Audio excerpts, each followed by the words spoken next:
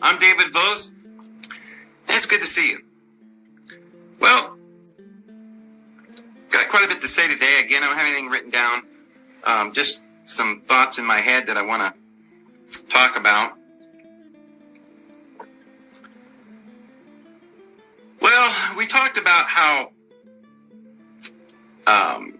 crazy this world is in the last video, and how hard to believe, the lies and all of the stuff that we've been lied about. Today, I think after you hear this, you're going to say it's worse than you thought. So I want to really give you an idea of what we're really doing to the earth. A lot of people have heard the argument that vegans make vegetarians about the morality of not eating meat. And I could spend 30 minutes on the morality of not torturing our animals. When human beings get to a point that they cannot feel anything, when all of these slaughters and tortures are being done and nobody's even watching, it's being done behind our back and nobody cares and nobody wants to know, we've gotten to a very sad state. But friends, it is so much worse than that. We're at a point of no return. People talk about the morality of eating meat because we don't want to torture the animals. We're supposed to be kind. We need to love one another and to love the animals and to take care of them. That we're stewards of this earth. And our job is to take care of the animals. Adam, when he was in the garden, named all the animals. And in that Hebrew language, in our language, it says he named the animals, and it just sounds like he walked around saying, you're going to be a goat and you're going to be a horse. But in Hebrew, it's a lot more difficult to name something or someone. Nowadays, we have a baby and we just say, well, we're going to name it Phyllis after its grandfather or something, whatever. But in those days, like the Indian culture, somebody might have been named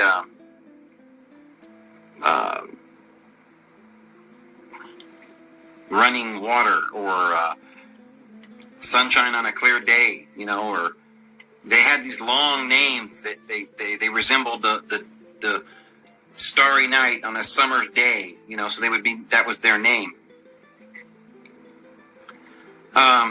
Not just a word, but everyone had their own specific name and individualized. And in Adam's day, the very beginning, when it says that he named the animals, in Hebrew, every one of the words that he used was a description of that animal. He had to get to know the animal. So therefore, he took care of the animals. And that's why God says to Adam, he put him in charge as a steward to cultivate it and to take care of it. And that was man's job. Well, again, when Jesus comes to the earth, you'll remember that he ran the bankers out because they were exchanging money. Now, I don't know if he was more upset about the fact that they were exploiting the animals with money, or if he was more angry that they were killing the animals and eating them. That the whole sacrificial religious temple system had become a farce. And I'm sure it had become a farce in so many ways. And you can imagine how upset the Lord would have been when he saw that. But today, it's so much worse, friends.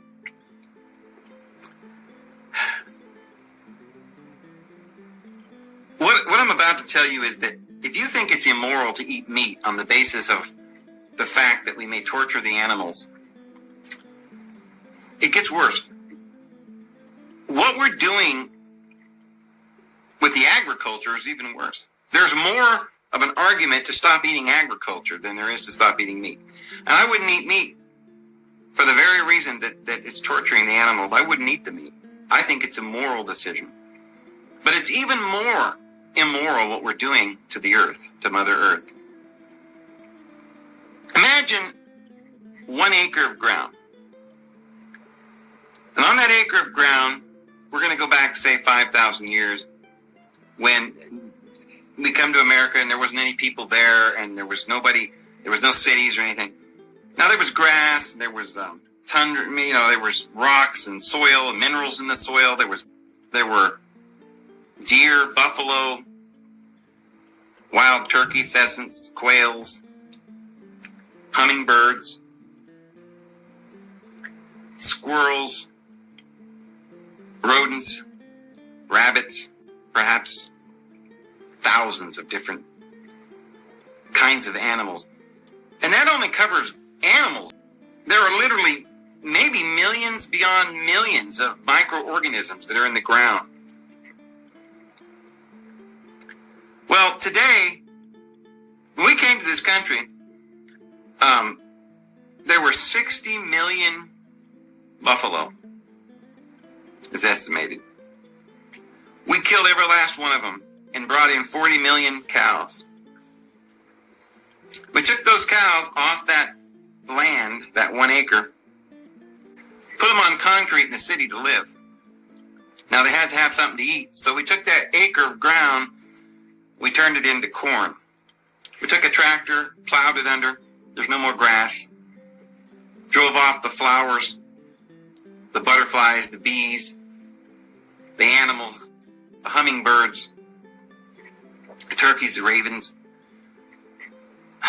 the starlings, the robins, the magpies, the mud daubers,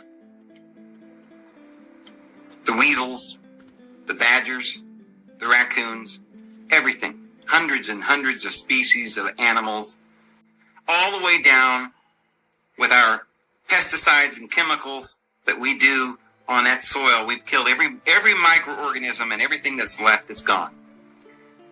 And we've done that almost worldwide now. And then it doesn't stop there. At that point, the soil erodes, it goes into the river, and all those chemicals go into the water. All the fish die. Now the water table, because the roots used to be there and the soil was there, kept the water table up. Now the water has gone down and the roots can't even reach the water. So all the trees anywhere else even where we're not growing things, they're dying because they can't reach the water table. So Mother Earth is dying.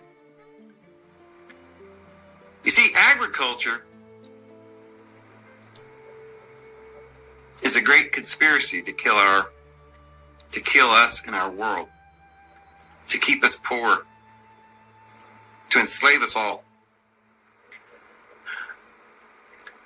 The same thing that's happening to our earth is happening just about that same way to just about everything else.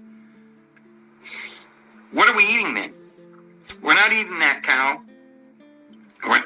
in its condition where the cow is healthy. We're feeding the cow the corn that we grew on that land. And that corn not only is hybridized and we've put hormones and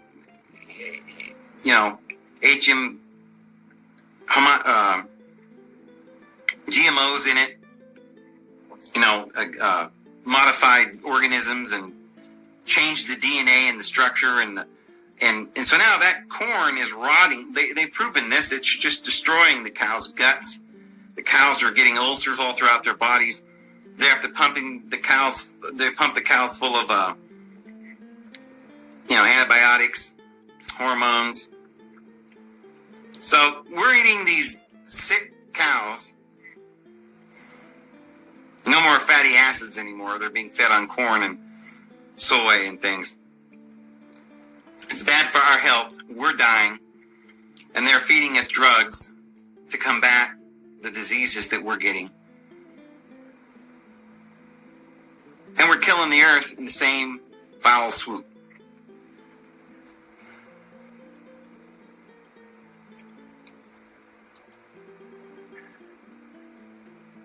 But our food that we're eating not only has all of the problems that I just mentioned, but it's being grown from the same soil, for years and years and years, and there isn't any more minerals or anything in that soil. Now this food, the corn, all the corn that you buy, all the soy, all the wheat, all the oats, all the beans, all the peas, the peanuts, and everything that you go to the store and buy, the squash, the corn, the pumpkins, it's got any more minerals. And we know that, but it doesn't have any of these phytochemicals or nutrients. That's why, like I said in the last video, they'll find some wild plant off in Brazil somewhere and say it's got some phytochemical that we need.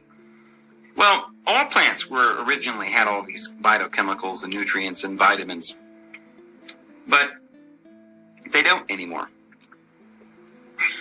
They are hybridized, seedless, GMO'd,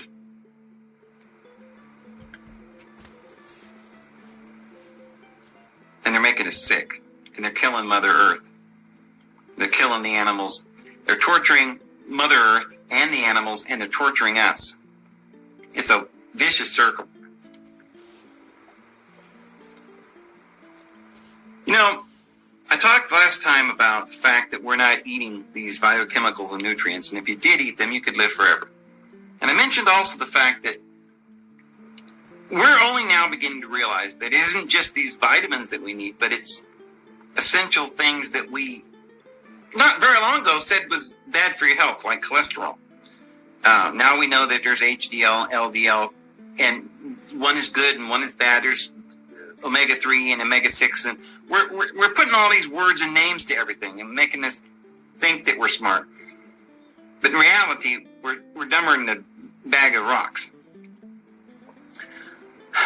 But to try and explain this in the modern scientific lingo, all the food that we're eating now has no fatty acids, not even the cows. The way that you know, when you eat butter has these omega fatty acids that are vital to our health, just like olive oil and fish and avocados and nuts. But when you feed the cow these modified foods, now Monsanto and these other groups, you know, Cargill, they're saying, oh, it doesn't bother anything. It's no big deal. It doesn't hurt anything. Well, what it's doing is it doesn't have the nutrients. And it's modified so it's not, you can't digest it, and it's eating holes and giving us ulcers. Because of the fact that it won't digest properly and we can't absorb the nutrition in our system, it makes our body acidic, and we've learned recently that there are certain mice that live like twice as long as other mice because they have the ability to process proteins different. And the way they do it is with fatty acids. And again, it's just all a bunch of science mumbo jumbo. But the key in nature was these fatty acids. And the reason I say that is because, now this is something, a lot of vegetarians will say, well, you know, we get our vitamin A from carrots. And we get our vitamin D from the sun. And we get our vitamin K from kale and stuff like that. You can't do it. You know, they call retinol and carotene vitamin A, both of them. And it's not true. They're two different substances. Carrots has carotene, and those fatty acids, they don't have carotene, they have retinol. Your body has to have that. Your body cannot absorb carotene. And even if you have all your recommended vitamin A in your bloodstream, if it's carotene, you're highly deficient. Do you know that minerals cannot even be absorbed into the body without the presence of fats? Without the presence of those fatty acids, healthy fatty acids. So we took butter and we said, that's a pretty good thing, but it's too expensive. When we went to the war, we had, you know, short of funds. So we invented something that we called margarine. What it is, and we're doing the same thing with you ever wonder what it means to be homogenized milk? Homogenized means it's genetically modified. the genetic strand of the milk has literally been changed into a longer chain of DNA, so that way you can't digest it. And the reason they do it is because they don't want the fat that's in the milk to get all clogged up there and look bad. They want it to look all the same. Isn't that ridiculous? And by homogenizing the milk, it's killing us. Milk is just like margarine. We're supposed to be like butter. It doesn't have the correct kind of fatty acids in that chain, that short little chain that is capable of being digested. So all the milk that we're drinking isn't able to be digested properly. Just like this margarine is, you ever get petroleum oil on your fingers and you can't get it off without detergent? Well, that's the way it is with this margarine that goes into our system. It doesn't come out of our system once it goes in, because it doesn't absorb and burn up as energy. So it just stays in there. And the milk is doing the same thing. Doesn't digest correctly. Now, the reason I said that is because that's exactly what's happening to the fat that we're eating from the meats. Because they're feeding these cows these genetically modified foods, and it's literally genetically modifying the fats into a different chain length, which can't be absorbed. And therefore, our cells cannot reproduce themselves, and they begin to make mistakes, and they create cancer. And they don't have the ability to then, without the proper kind of oil, the fatty acids in the proper chain, without the homogenization, without the all that they're doing, so we can't absorb the minerals. And minerals are very, very important in the reconstruction of our protein in our cells. You see, we need the kind of iron that's called hemi-iron, because it helps with the synthesis of hemoglobin in our blood, because it works with oil-based fat and not the water-based. That's what carotene is. It's a water-based rather than an oil-based vitamin A. And it can only work in parts of our body that's water-based. It can't go into the fatty acids in our brain, so we get Alzheimer's. It can't go into the heart, the fatty tissues and so forth in our heart, and repair those, because it's not oil-based retinol. And this is the same with all of the vitamins. Vitamin D, we say, oh, we get vitamin D, we're doing fine, but we're not getting vitamin D3, which is oil-based. And then they say, well, we got vitamin K, we're getting it in the broccoli, and we're getting it in the kale, and we got plenty, But again, it's water-based. We need vitamin K too. So, from the soil to the animals to our bodies, it's all immoral, and we're all going to die for it.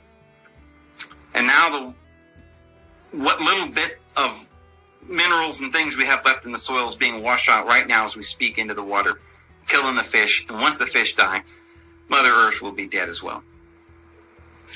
So really, that's all I have to say today, and hope you guys have a very great rest of the week, and we'll catch you next time. It's David Vos. Have a good day.